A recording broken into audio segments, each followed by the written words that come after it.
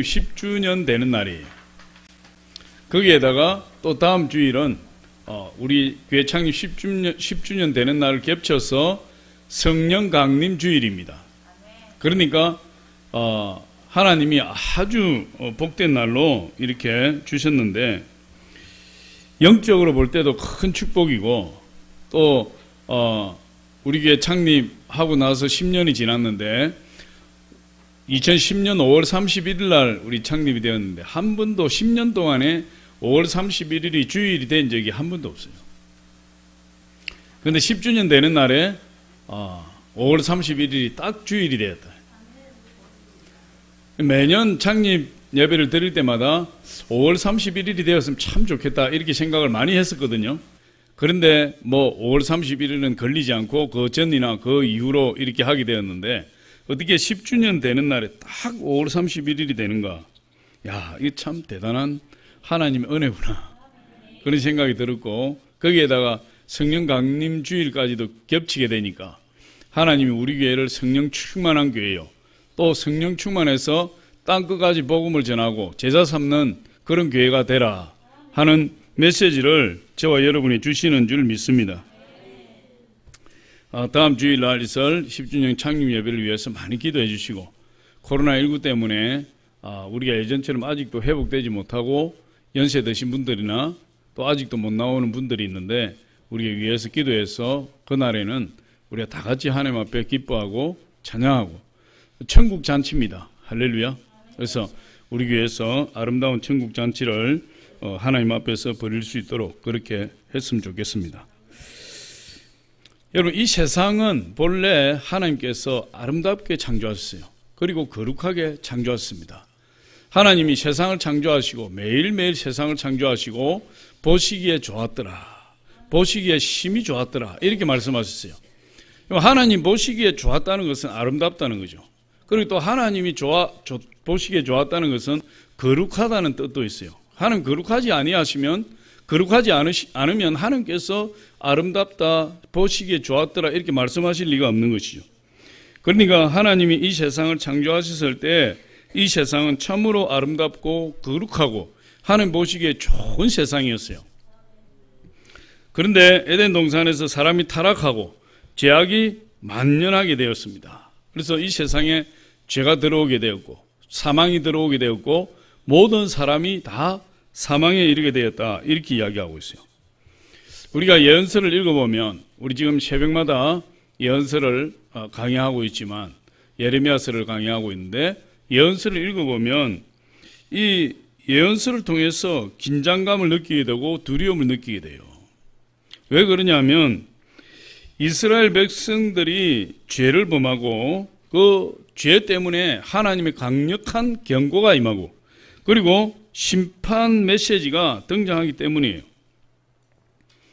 그 하나님의 심판의 말씀 앞에 서면 우리 자신도 영적 두려움에 옷깃을 여미게 되고, 또 하나님과 관계에서 회개할 것이 혹시 없는지 다시 한 번 더 우리 자신을 돌아보게 되는 것입니다.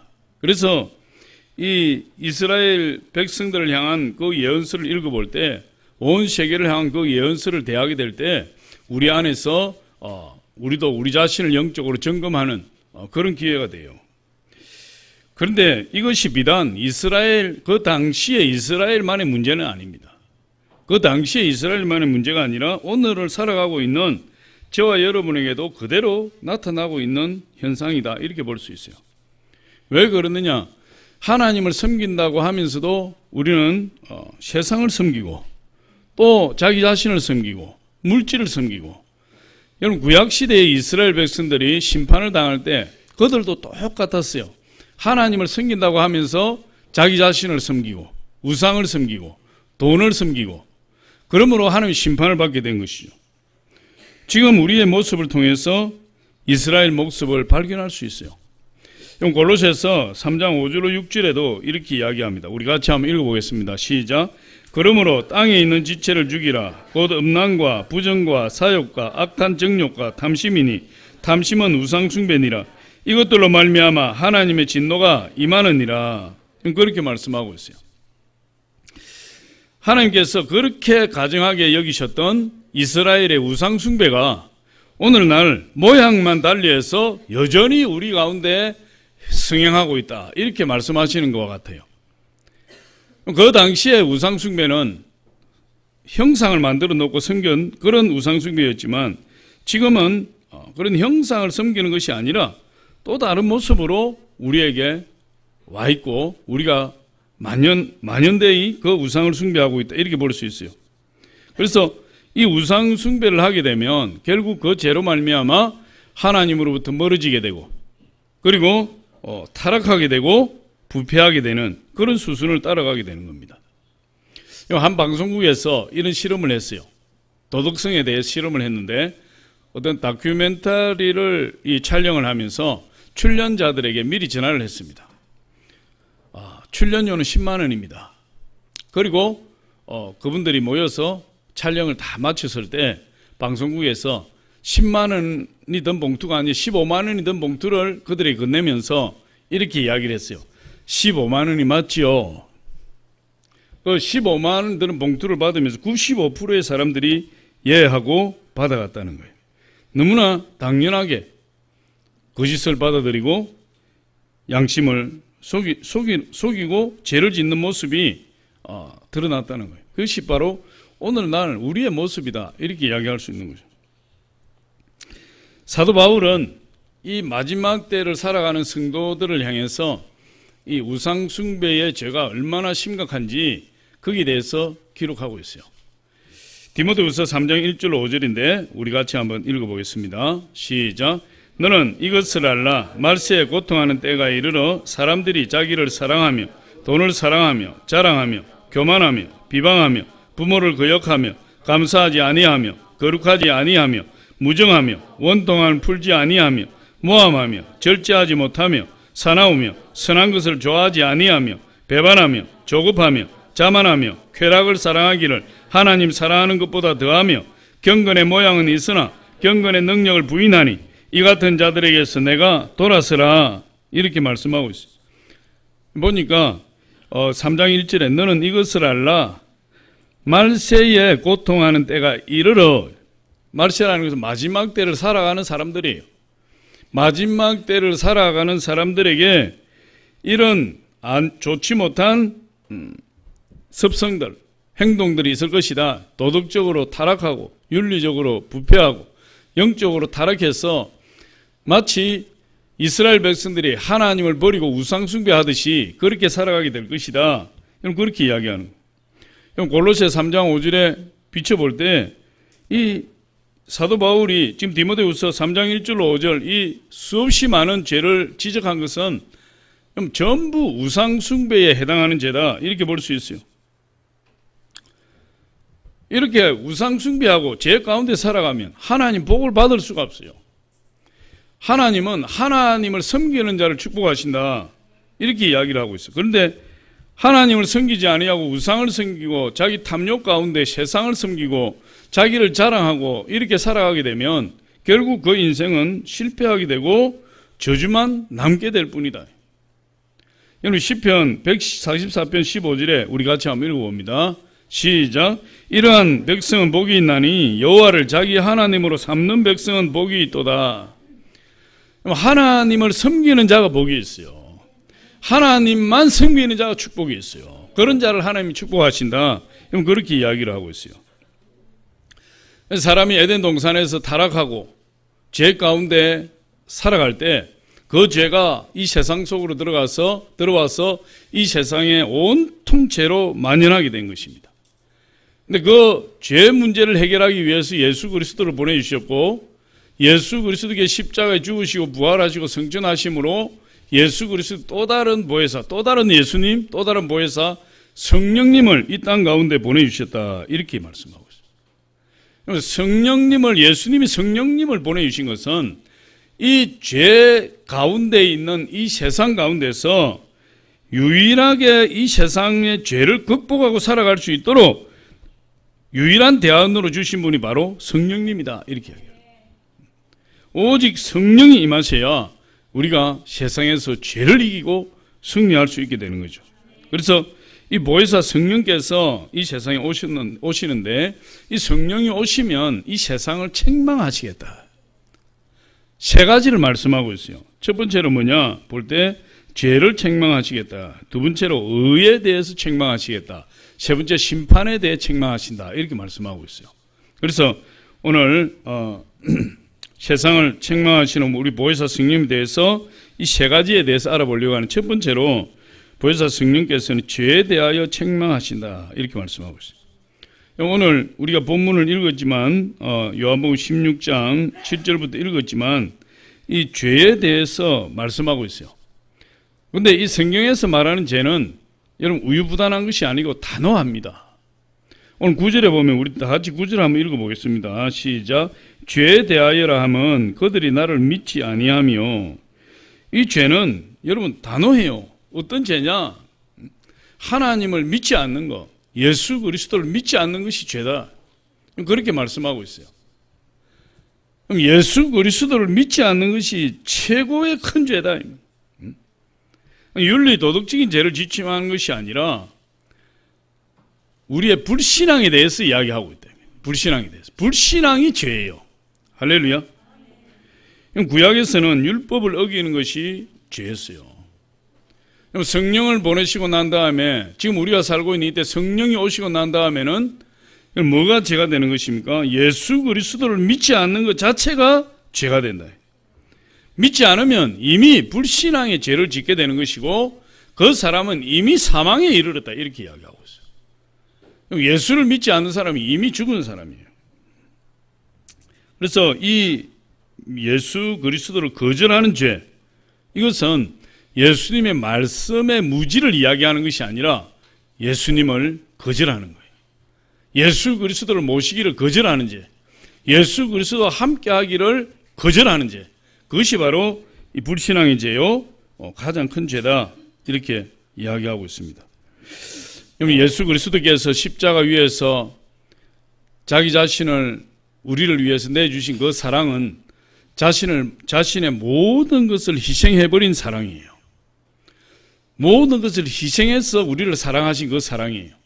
그런데 예수 그리스도의 사랑을, 그 모든 걸 희생하신 그 사랑을 거절한다는 것은 그 사람 마음속에 죄에 더 머물고자 하는 욕망이 있기 때문에 그렇다.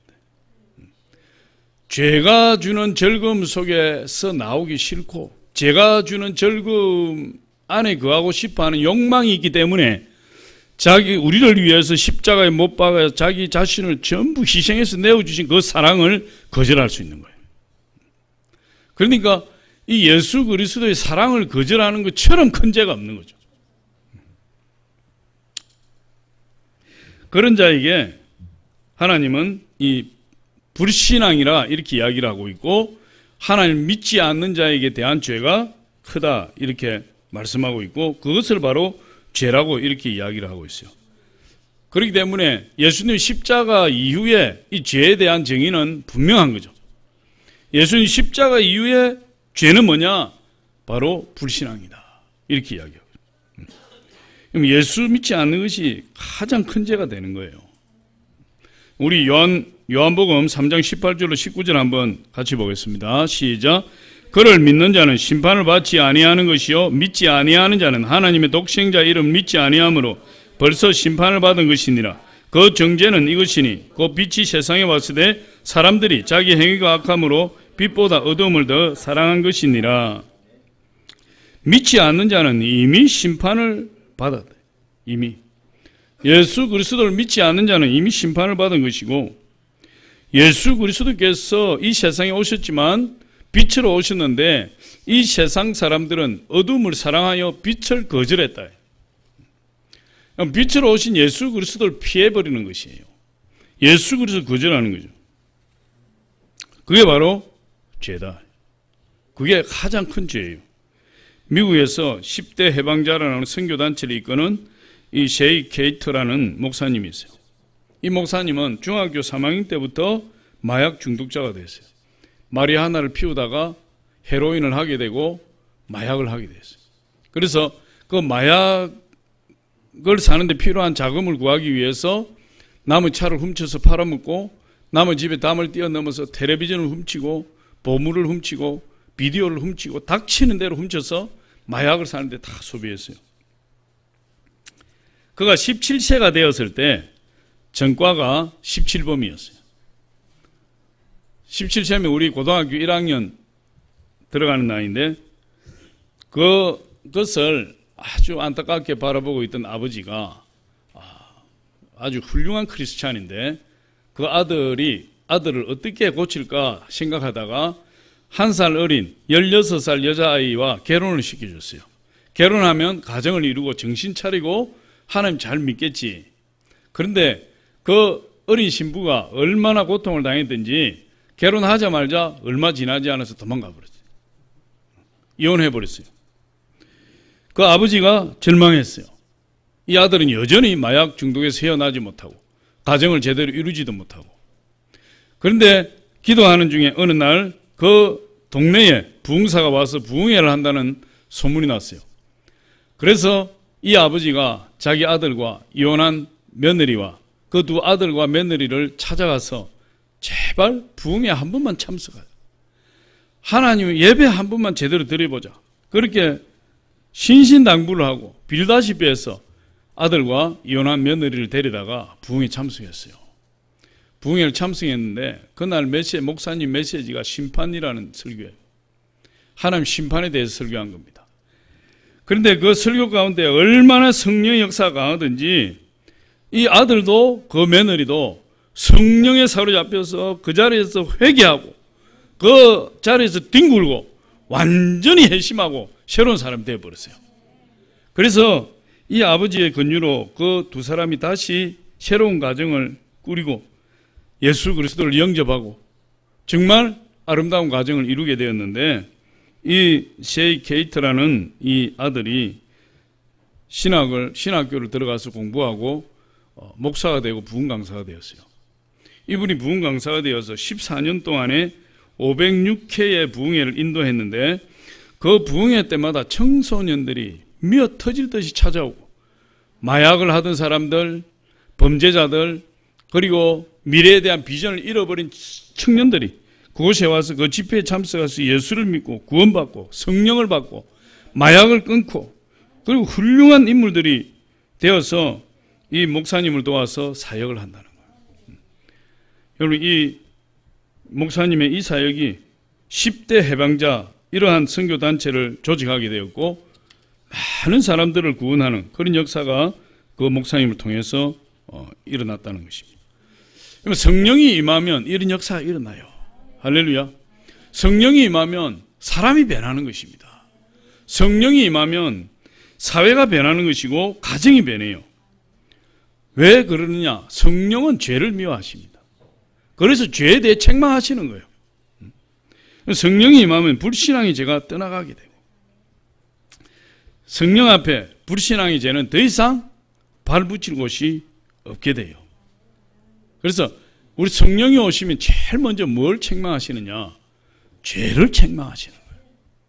우리가 성령 대망이라 할 때도 제일 먼저 뭘 책망하시죠? 우리의 죄를 책망하시는 거예요. 그래서 우리가 죄를 내려놓고 회개하게 될 때 하나님께서 그것을 기뻐 받으시고 그것에 불같은 성령을 부어주시는 거죠. 그 다음에 두 번째로 보니까 이 성령이 오시면 뭐에 대해 책망하시느냐? 의에 대하여 책망하신다. 의에 대하여. 의라는 것은 의가 뭐냐? 의. 오럴 의인데 righteousness의 영어로 의가 뭐냐? 의라는 것은 하나님의 의를 말씀하시는 건데 죄를 지은 사람에게 하나님이 심판하시고 하나님 순종하고 하나님 말씀대로 살아가는 사람에게 하나님 축복하시는 거예요. 근데 이 의의 핵심을 이야기할 때, 이 의라는 게 뭐냐 할 때, 그 의는 바로 예수 그리스도 자체다, 이렇게 이야기하죠. 예수님만이 의로운 사람이에요. 예수님만이 의로운 분이에요. 그래서 이 세상에는 의가 하나도 없다. 전부 죄다. 전부. 오직 예수 그리스도만이 의가 되는 것입니다. 그런데 유일한 의로 이 세상에 오신 예수 그리스도께서 이 세상의 죄를 짊어지시고 십자가에 죽으시고 부활 성천해 버리시고 부활 성천하셔서 보혜사 성령을 보내주신 거예요. 그러니까 유일한 의가 되시는 예수 그리스도께서 하나님 보좌 우편으로 성천해 버리셨기 때문에 이 세상에서 더 이상 의가 없다. 그래서 보혜사 성령께서 오셔서 이 세상의 죄를 보고 책망하시는 거예요. 아까 처음에 죄를 책망하셨다. 의를 책망하시, 의가 없음을 책망하시는 거예요. 의가 없음을. 로마서 3장 10절로 18절에 보면 의인은 없나니 하나도 없으며 이 세상에 의인은 한 사람도 없다. 우리 로마서 3장 10절로 18절 한번 읽어봅니다. 시작. 기록된 바 의인은 없나니 계속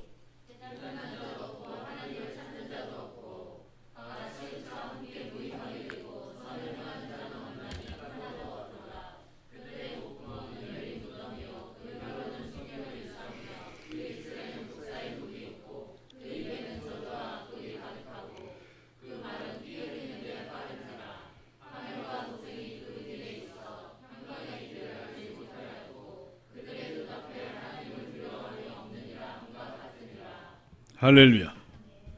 제가 왜 안 읽고 여러분 보고 읽으라 했느냐. 유튜브를 보니까 제 목소리가 여러분 목소리를 다 덮어가지고 여러분이 성경 읽을 때 하나도 안 들리더라고. 그래서 제가 한번 들어보려고. 할렐루야. 이 세상에 의가 하나도 없어요. 전부 제약된 세상이 되어버렸어요. 그래서 이 사도 바울이 로마서 이렇게 이야기하는, 기록된 바 의인은 없나니 하나도 없음. 깨닫는 자도 없고 하나님 찾는 자도 없고 다 치우쳐 함께 무익하게 되고 선을 행하는 자는 하나도 없도다. 그들의 목구멍은 열린 무덤이요 그 혀로는 속임을 일삼 그 입술은 독사의 독이 있고 그 입에는 저주와 악독이 가득하고 그 발은 피 흘리는 데 빠른지라. 파멸과 고생이 그 길에 있어 평강의 길을 알지 못하였고 그들의 눈앞에 하나님을 두려워함이 없느니라 함과 같으니라. 여러분 여기에서 의를 조금이라도 발견할 수 있습니까? 온통 죄밖에 없네. 새카만 죄밖에 없어요. 그런데 예수님께서 십자가에 죽으시고 부활하시고 성천하시면서 성령님을 우리 가운데 보내주셨는데 그 성령님이 오셔서 우리 육체를 성전 삼아버렸다 그랬어요. 성령이 우리를 성전 삼고 내주하신다. 성령님은 예수님이세요. 영으로 오신 예수 그리스도, 의로 오신 예수 그리스도, 할렐루야. 그 예수 그리스도의 의를 가지고 성령님이 우리 안에 내주하고 계시니까 저와 여러분이 의가 되어버린 거예요. 이 세상은 온통 죄로 새카맣게 되었는데 성령이 오심으로 인해서 우리가 죄가 아니라 의가 되어버렸다. 그것이 하나님의 은혜의 놀라운 축복이에요. 신비예요. 할렐루야. 이 세상에서 사라져버렸던 유일한 의, 곧 예수 그리스도의 의를 성령이 가지고 오셨다. 그래서 우리가 의롭게 되는 것입니다. 그래서 예수님의 십자가의 죽음은 죄인을 의인으로 탈바꿈시키는 놀라운 사건이에요. 오직 의인은 믿음으로 말미암아 살리라. 이제 예수 그리스도의 십자가를 기점으로 해서 오직 의인은 믿음으로 살게 되는 역사가 일어나게 된 거죠. 로마서 1장 17절에 우리 같이 한번 읽어봅니다. 시작. 복음에는 하나님의 의가 나타나서 믿음으로 믿음에 이르게 하느니 기록된 바 오직 의인은 믿음으로 말미암아 살리라 함과 같으니라. 오직 의인은 믿음으로 말미암아 살리라. 그런데 복음에는 하나님의 의가 나타났다. 복음이죠. 기쁜 소식이죠. 하나님 우리에게 주신 말씀, 예수 그리스도의 전하신 우리의 구원을 주시는 생명의 말씀, 이 다 복음이에요. 그런데 이 복음에는 하나님의 의가 나타나서 우리를 믿음으로 살게 한다. 그런데 하나님의 의가 뭐라 그랬어요 아까? 하나님의 의는 하나님 말씀대로 순종하고 그리고 말씀대로 살면 하나님 축복하시는 거. 말씀대로 살지 않고 죄 가운데 살게 되면 하나님 심판하시는 거예요. 근데 이게 단순한 문제가 아니죠. 우리가 율법을 다 지켜야 되는 거예요. 하나님 말씀을 다 지켜야 우리에게 하나님의 의가 이루어지는 거예요. 근데 여러분 다 지킬 수 있습니까? 아까 로마서 3장 1절에 보니까 의인은 없나니 하나도 없으며 한 사람도 의인이 없다. 하나님이 율법을 지켜서 의인이라고 칭할 만한 사람이 이 세상에 아무도 없다 그랬어요. 아무도 없다. 그러면 복음에는 하나님의 의가 나타났다. 이 하나님의 의는 우리를 심판하는 의가 될 수 있어요. 우리를 저주하는 의가 될 수 있어요. 그렇지 않습니까? 이 하나님의 의의 요구에 우리가 만족시키려면 우리가 어떻게 살아야 되겠어요? 율법을 하나하나 다 지킬 수밖에 없는 거예요. 마틴 루터가 종교개혁을 일으키게 되었는데 이 마틴 루터가 이 처음에 수도사였어요. 수도사로서 수도에 정진했던 사람이에요. 그런데 이 마틴 루터의 관심은 어디에 있었느냐? 자기는 오직 천국에 가는 거에 관심이 있었어요. 어떻게 하면 천국에 갈 수 있을까? 그래서 그 수도사 생활을 하면서 모든 수도사들이 다 인정할 정도로 이 마틴 루터는 죄를 짓지 않았고 나쁜 마음을 먹지 않았고 남에게 해를 끼치지 아니하였고 거기에 같이 살아갔던 수도사들과 마틴 루터 자신까지도 여기서 천국 갈 수 있는 사람은 오직 마틴 루터밖에 없을 것이다. 다른 사람은 다 천국 가지 못한다 할지라도 마틴 루터는 천국 갈 것이다. 그 정도로 자기를 지키고 의롭게 살려고 애를 쓰고 몸부림쳤던 사람이에요. 마틴 루터도 그렇게 사람들이 그렇게 이야기를 할 때 자기도 그렇게 인정을 했지만 그러나 그 마음속의 본능은 마틴 루터를 끊임없이 정죄하는 거예요. 나는 천국 갈 수 있을까? 내가 이렇게 모든 사람보다도 내가 먼저 천국 간다고 이야기하지만 과연 내가 천국 갈 수 있을까? 그것이 마틴 루터를 엄청나게 괴롭혔다고 그랬어요. 이 복음에는 하나님의 의가 나타났다. 복음에는. 이 마틴 루터는 이 하나님의 의를 정오했다 그랬어요. 하나님의 의 때문에 내가 천국에 못 가는구나. 하나님의 의는 하나님 말씀을 순종해야만이 하나님의 의가 이루어지는 거예요. 그러니까 마틴 루터는 아는 거죠. 자기 마음에는 이미 살인도 하고 도둑질도 하고 간음도 하고 온갖 죄를 다 저지르는데 사람들이 볼 때만 거룩한 거죠.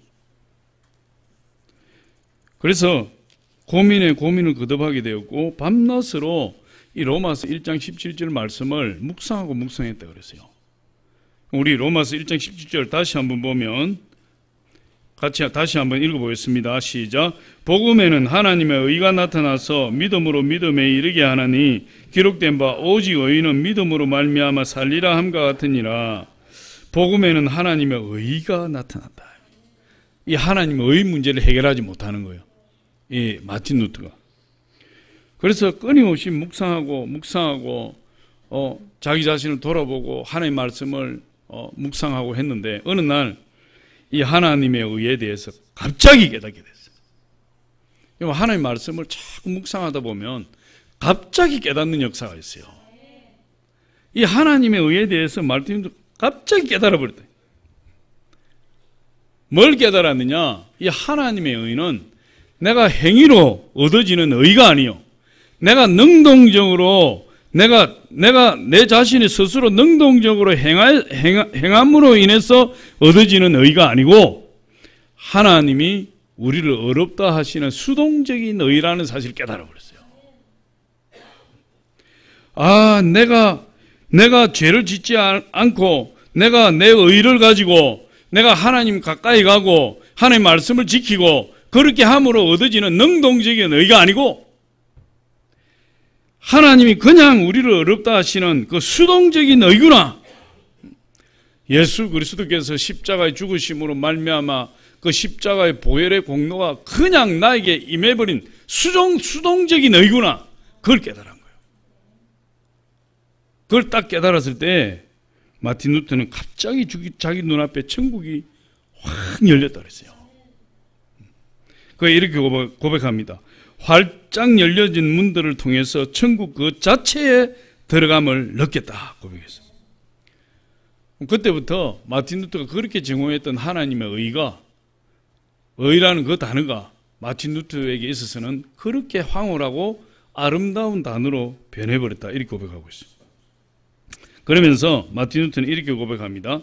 바울의 서신 안에 있는 로마서 1장 17절의 그 장소는 나에게 있어서는 참으로 천국으로 들어가는 대문이었다. 이 하나님의 의, 예수 그리스도의 의, 이 의가 없이는 우리가 천국에 갈 수 없는 거예요. 성령이 오시면 온통 세상, 죄로 뒤덮여진 이 세상을 향해서 의가 없음을 책망하신다. 의가 없음을. 그러면 저와 여러분들이, 우리가 예수 그리스도의 십자가를 받아들이고 성령이 성천해버린 예수 그리스도의 의를 가지고 우리를 성전 삼고 우리 안에 거하시면, 우리가 행함으로 의든 의가 아니라 하나님이 예수 그리스도의 십자가를 통해서 우리에게 주어진 수동적인 의가 우리 가운데 가득 차게 되는 거예요. 할렐루야. 그렇기 때문에 이 하나님의 의는 도덕적이고 윤리적인 죄를 짓지 않아서 깨끗하게 된 것을 의미하는 것이 아니에요. 하나님 앞에 내 의는 아무런 가치가 없어요. 하나님 앞에 내 공로는 아무 효력이 없어요. 내 공로와 내 의로는 하나님의 구원을 받을 수가 없고, 오직 하나님이 수동적으로 우리에게 부어주시는 그 하나님의 의라야만이 우리가 온전히 하나님 백성이 되고 하나님의 천국에 들어갈 수 있게 되는 거죠. 빌립보서 3장 9절 우리 같이 한번 보겠습니다. 시작. 내가 가진 의는 율법에서 난 것이 아니요 오직 그리스도를 믿음으로 말미암은 것이니 곧 믿음으로 하나님께로부터 난 의라. 여러분, 내가 누리는 이 의, 내가 죄 없다고 인정받는 의, 나를 천국으로 이끌어가는 이 의, 이것은 율법에서 난 것이 아니에요. 내가 율법을 지켜서 얻어진 것이 아니에요. 우리가 율법을 지켜서 하나님 자녀된 사람, 우리 가운데 누가 아무도 없어요. 오직 예수 그리스도를 믿음으로 말미암은 것이다. 예수 그리스도께서 우리의 그냥 부어주신 그 의가 우리를 구원하는 거예요. 그래서 행위로 된 의가 아니에요. 내 공로로 된 의가 아니고 하나님께로부터 난 수동적인 의다. 마틴 루터가 그걸 깨닫고 얼마나 기뻐했습니까? 심지어 우리에게 주어진 믿음조차도 우리가 믿음을 가질 수 없다 그랬어요. 믿음도 하나님 선물이에요. 믿음도 하나님 주셔야 돼요. 믿음도 수동적으로 받는 거예요. 내가 행위를 통해서 내 믿음을 넓혀가는 것이 아니에요. 내가 더 봉사를 열심히 하고 내가 더 열심히 하나님 말씀을 지킴으로 인해서 믿음이 넓어지는 것이 아니라 믿음조차도 하나님이 우리의 믿음을 키워주시는 선물에 불과한 것이다. 선물이다. 사람마다 믿음의 크기가 다른 거예요. 사람마다 믿음의 분량이 다른 거예요. 할렐루야. 로마서 12장 3절에 그렇게 말씀하고 있어요. 우리 같이 한번 읽어봅니다. 시작.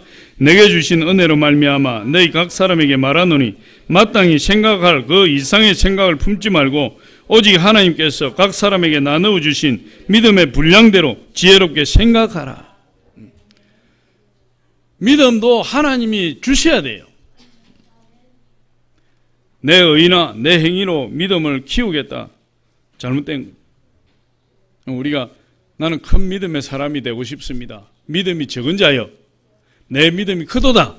예수님 그렇게 말씀하시는데 주여 예수님 저도 큰 믿음을 소유하기를 원합니다. 그런 요구가 있다면, 그런 소원이 있다면 그럼 내가 열심히 행함으로 믿음을 키우는 것이 아니라 우리 주님께서 주시는 믿음이기 때문에 우리 하나님 앞에 나가서 하나님 제 믿음을 키워주시옵소서. 하나님 제 믿음이 크게 하셔서 하나님 예수님께 칭찬받는 믿음을 가진 자가 되게 하여 주옵소서. 그렇게 할 때, 기도할 때 하나님께서 믿음을 부어주시면 내 믿음의 그릇이 커지는 거예요. 그러므로 성령께서 오셔서 의에 대하여 책망하신다는 말씀이 성령이 오시면 예수 그리스도로 말미암아 의를 증거하실 것이라는 예고이기 돼요. 보혜사 성령이 오시면 이 세상에 의가 없음을 꾸짖고 책망하신다 그랬어요. 왜 성령께서 이 세상에 의가 없음을 보시고 책망하시겠습니까? 왜 꾸짖겠습니까?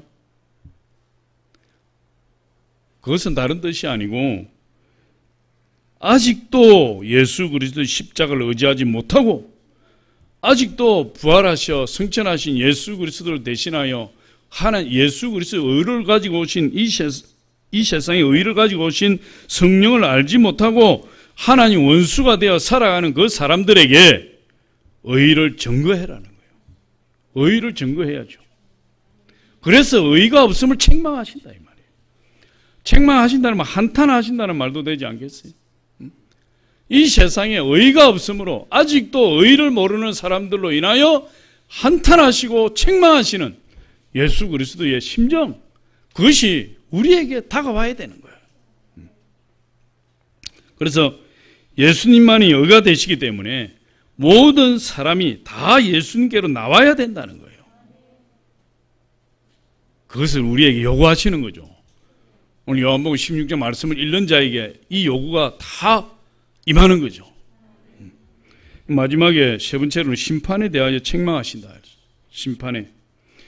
심판에 대하여라 하면 이렇게 이야기하고 있어요. 우리 오늘 본문 말씀에 보면 11절이에요. 우리 11절 같이 한번 읽어봅니다. 시작. 심판에 대하여라 하면 이 세상 임금이 심판을 받았습니다. 심판이 누구에게 임하느냐? 이 세상 임금에게 임한다. 이 세상 임금이 우리나라 같은 문재인 대통령이고 미국의 트럼프 대통령이고 이 각 나라마다 임금이 있잖아요. 지금 뭐 대통령 수상 그렇게 직분의 이름이 바뀌었지만 그건 임금이에요. 근데 이 세상 임금이 심판을 받았다. 근데 그 각 나라를 통치하고 있는 대통령 수상 이런 왕들을 이야기하는 것이 아니에요. 그 왕들을 이야기하는 것이 아니고 이 세상을 지배하고 다스리는 사탄을 이야기한다. 사탄이 심판을 받았다. 할렐루야. 사탄은 이 세상의 임금이에요. 예수님이 부활하고 승천하심으로 말미암아 이 세상 임금인 사탄은 실패하고 패배해버렸죠. 예수님이 십자가에서 운명하실 때 내가 다 이루었다. 사탄의 세력을 다 멸하였다. 다 멸하였다. 그래서 사탄의 세력이 완전히 실패하게 된 거예요. 예수님 십자가에서 그 권세가 딱 꺾여버리게 되었는데 예수님께서 이 하나님의 아들이심에도 불구하고 이 세상에 오실 때에 우리 사람과 똑같이 혈과 육을 가지고 육신의 모양으로 이 세상에 오셨다 이렇게 말씀하고 있어요. 우리는 혈과 육으로 이루어졌잖아요. 저와 여러분이. 근데 우리 예수님은 하나님이심에도 불구하고 우리와 똑같은 모습으로 이 세상에 오셨다. 그런데 왜 그러면 하나님이신 예수 그리스도께서 우리와 똑같은 모습으로 이 세상에 오셨느냐? 그것은 혈과 육을 가진 사람은 죽는 거예요. 죽을 수밖에 없어요. 그래서 예수 그리스도께서 우리와 같이 혈과 육을 가지시고 이 세상에 오신 것은 죽음의 세력을 잡은 자로부터 우리를 지키시기 위해서 오셨다. 사단은 죽음의 세력을 잡은 자예요.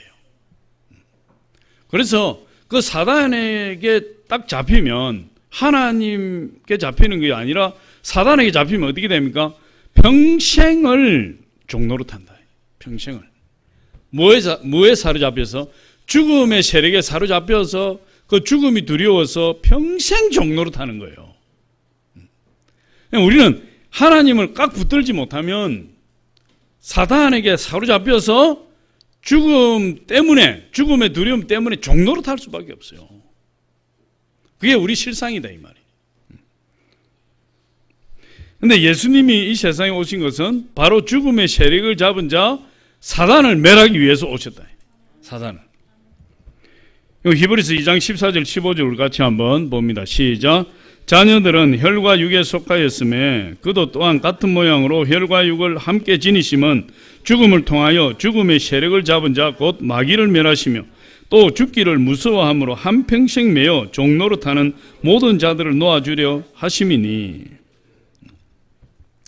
요한일서 3장 8절에도 예수님 오신 것은 마귀의 일을 멸하려 하심이라 이랬어요. 사람에게 있어서 죽음의 문제는 해결 불가능한 거예요. 사람에게 있어서. 죽음의 문제를 해결할 길이 없어요.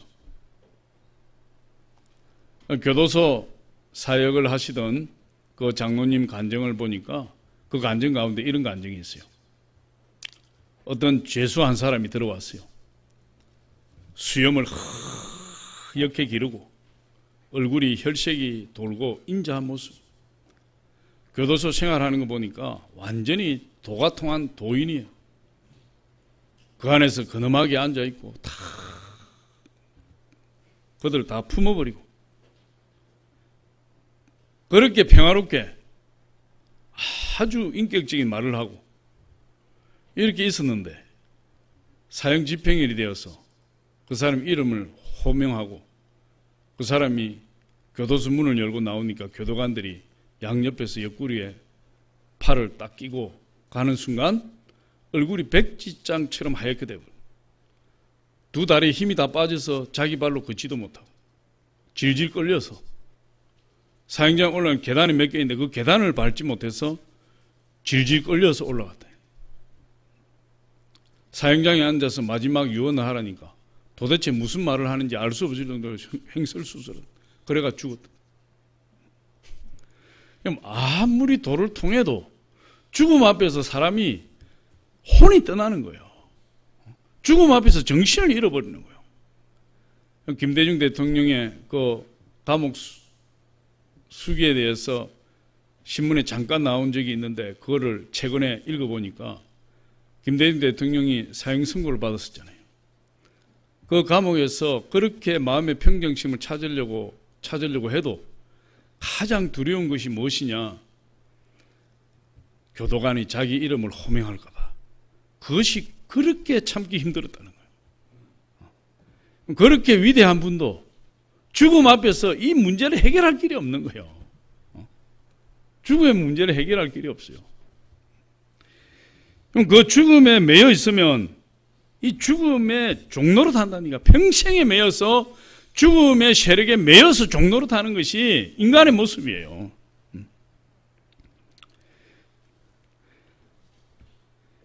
그래서 예수님께서 공생의 사역을 마치고 십자가 위에서 운명하실 때 이 사단의 세력을 다 깨트려 버린 거예요.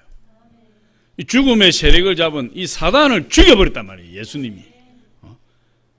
그래서 우리가 예수님의 십자가 밑으로 나가지 않으면 우리가 죽음의 세력을 벗어날 길이 없어요.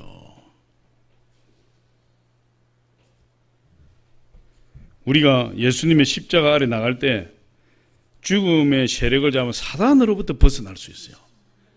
우리는 사단의 세력에서, 사단의 자식에서 하나님의 아들의 나라로 옮겨지는 거죠. 그렇지 않으면 영원히 우리는 죽음에 매여 있을 수밖에 없다. 그래서 이 세상 임금인 사탄은 십자가에서 심판을 받고 이 세상에서 쫓겨나 버렸어요. 요한복음 12장 31절로 32절 같이 한번 읽어봅니다. 시작. 이제 이 세상에 대한 심판이 이르렀으니 이 세상의 임금이 쫓겨나리라. 내가 땅에서 들리면 모든 사람을 내게로 이끌겠노라 하시니, 예수님이 십자가를 지시고 십자가에 매달리게 되면 어떻게 된다는 거죠? 이 세상 임금이 쫓겨난다. 이 세상 임금은 누구의? 사탄이에요.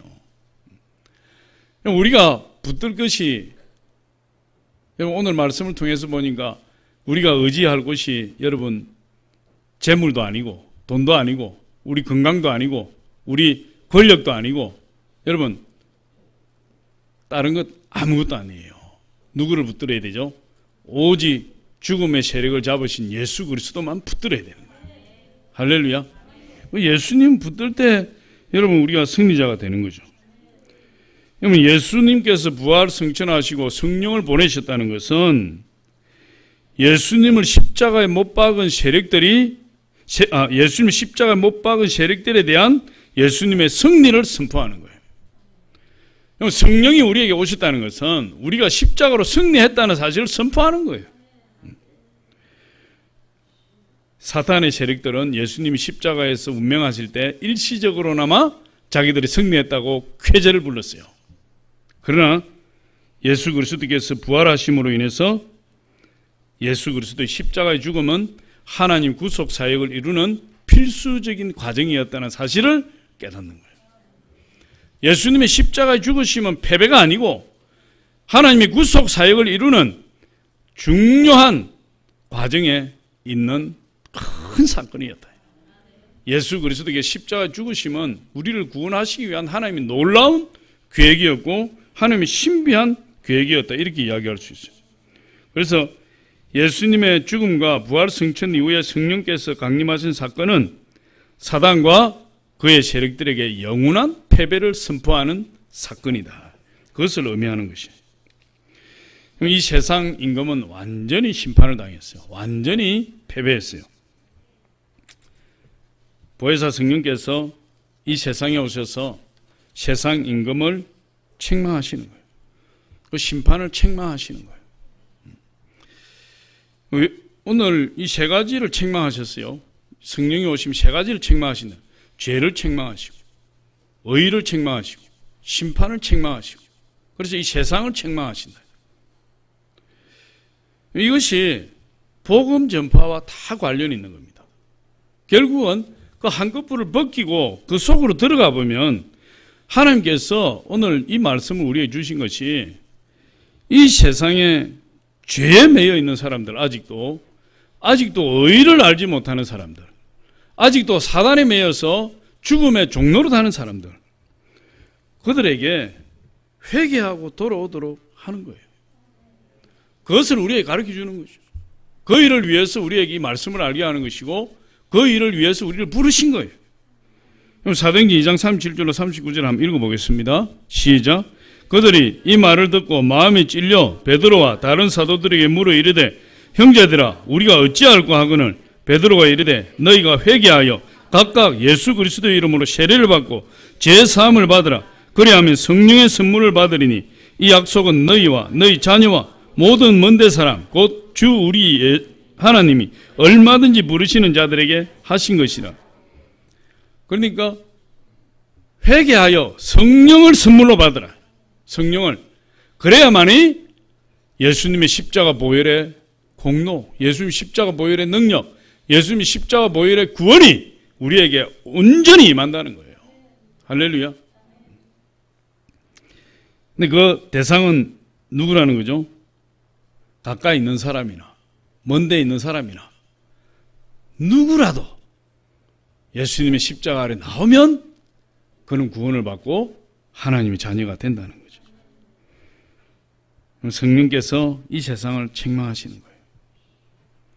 아직도 하나님을 알지 못하는 수많은 사람들, 아직도 예수 그리스도 십자가의 공로를 받지 못해서 죽음에 매여 있는 수많은 사람들, 고통당하는 수많은 사람들, 그 사람들 때문에 우리 성령께서 한탄하시고 이 세상을 아직도 책망하시는 거예요.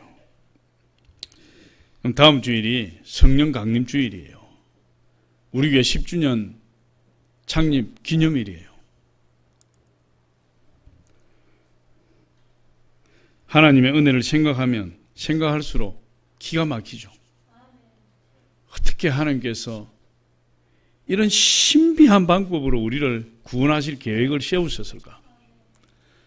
우리 사람으로 생각할 수 없는 방법으로 하나님 우리를 구원하실 계획을 가지고 계셨을까?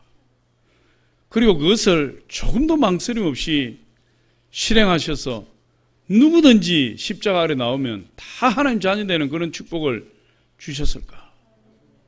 그 예수 그리스도 독생자 십자가의 그 고난을 통해서 우리를 구원하신 그 하나님의 은혜를 바라볼 때 우리가 가만히 앉아 있을 수가 없는 거예요.